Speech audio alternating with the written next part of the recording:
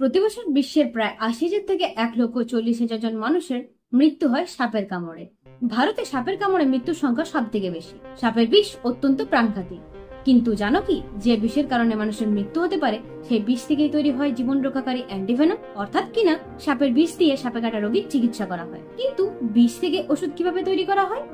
প্রক্রিয়াটি বেশ জটিল এবং দীর্ঘ প্রক্রিয়া। প্রথমে বিষধর সাপ থেকে বিষ সংগ্রহ করতে হয়। এই কাজের জন্য প্রশিক্ষিত বিশেষজ্ঞরা সাপকে সাবধানে ধরে তার দাঁত কাচের ছোট পাত্রের ওপর বসায়। সাপ কামড় দিলে বিষ বেরিয়ে আসে। এই কাজটি অত্যন্ত ঝুঁকিপূর্ণ, একটুখানি ভুল হলে জীবন যেতে পারে। সব সাপের বিষ এক হয় না। গোখরো, কেউটে বা ভাইপার প্রতিটি সাপের জন্য আলাদা আলাদা অ্যান্টিভেনম তৈরি করতে হয়।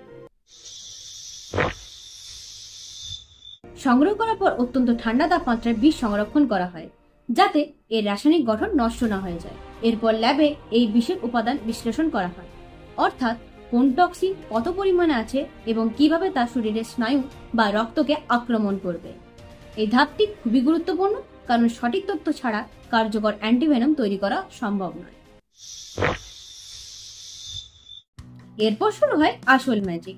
সংগ্রহ করা সাপের বিষ অল্প অল্প পরিমাণে দেওয়া হয় ঘোড়া অথবা ভেড়ার শরীরে ইনজেকশনের মাধ্যমে। বিষের পরিমাণ অল্প থাকে যাতে ওই প্রাণীটি মারা না যায়, বরং ধীরে ধীরে তার শরীরে ওই বিষের বিরুদ্ধে অ্যান্টিবডি তৈরি হয়। কয়েক সপ্তাহ বা মাস ধরে এই প্রক্রিয়াটি চলতে থাকে এবং ক্রমাগত বাড়তে থাকে বিষের পরিমাণ। যখন সেই প্রাণীর শরীরে যথেষ্ট পরিমাণে অ্যান্টিবডি তৈরি হয়ে যায়, তখন তার রক্ত নেওয়া হয়। এই রক্তের ভিতরে থাকে বিষ প্রতিরোধকারী অ্যান্টিবডি।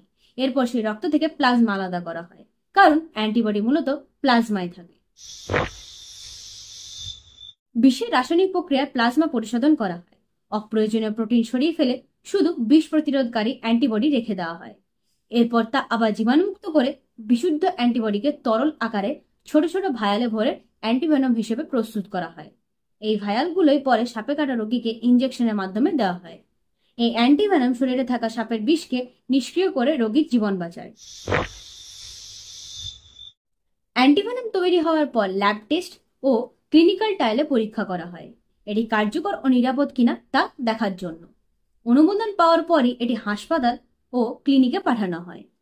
এইভাবে দীর্ঘ সময় ধরে ধাপে ধাপে সাপের বিষ দিয়ে সাপে কাটার জীবনদায়ী ওষুধ অ্যান্টিভেনম তৈরি করা হয়।